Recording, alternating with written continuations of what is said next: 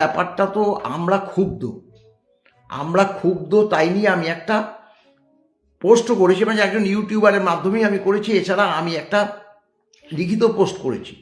একজন প্রাইমারি স্কুলের শিক্ষক তিনি বিচারপতিকে অনুরোধ করেছে যাতে ডিএর রায়টা তাড়াতাড়ি প্রকাশ পায়। এবং কেন প্রকাশ পায়?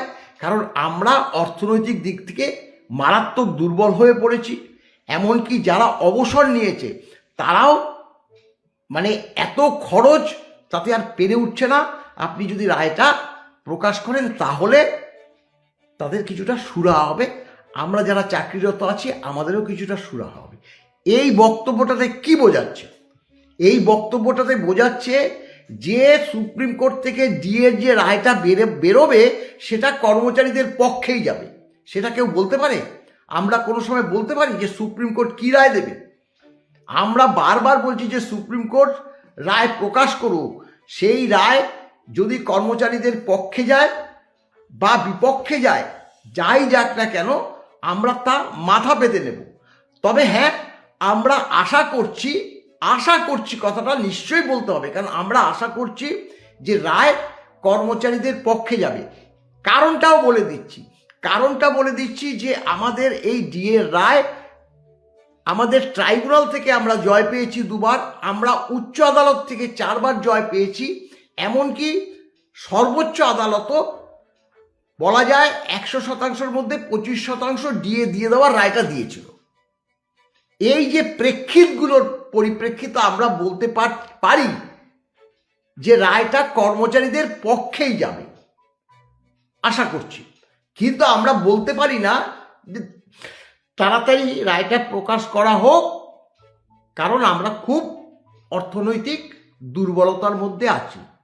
যারা অবসর নিয়েছে তাদের অবস্থা আরও করুন। মহামান্য সর্বোচ্চ আদালত আপনারা রায়টা প্রকাশ করুন। এই কথাটা বলা যায় না, সে কথাটা আমরা এইটা বলে কর্মচারী সমাজকে আমরা জানান দিতে চাইছি যে এমন কোনো পোস্ট করবেন না যাতে আমাদের এই ডিএ মামলার রায়টা ক্ষতিগ্রস্ত হয়। আপনারা জানেন যে আমাদের এই শুনানি চলার সময়, সেই সময় মানে জানুয়ারি মাসের কথা বলছি, মানে 23শে জানুয়ারির কথা, তখন আমাদের এই রাজ্য থেকে মাননীয় একজন বিচারপতি সুপ্রিম কোর্টে বিচারপতি হিসাবে জয়েন করেছিল। এবং যেদিন জয়েন করেছিল সেদিনই আমাদের মানে কজ লিস্টে বেরিয়েছিল যে উনি আমাদের এই ডিএ মামলাটা শুনবে। তার উচ্ছ্বাস এমনভাবে প্রকাশ পেয়েছিল বিভিন্ন সোশ্যাল মিডিয়াতে, আমরা সেটা বুঝতে পারিনি। আমরা সেদিন উপস্থিত হয়ে বুঝতে পারলাম মাননীয় বিচারপতি পরিষ্কার বলে দিও যে আমি বাংলা থেকে এসেছি, হ্যাঁ সত্যি, কিন্তু বাংলার এই সরকারি কর্মচারী সমাজ আমাকে নিয়ে যে উচ্ছ্বাস প্রকাশ করেছে, তারপরে আমি ডিএ মামলা শুনতে পারবো না। এই ডিএ মামলা শুনে রায় প্রদান করা আমার পক্ষে সম্ভব না। আমি আর ডিএ মামলা শুনবো না। আমার বেঞ্চে যদি কোনোদিনও আসে তবু আমি শুনবো না। অর্থাৎ আমাদের সেদিন কিন্তু হাত গুটিয়ে ফিরে আসতে হয়েছে।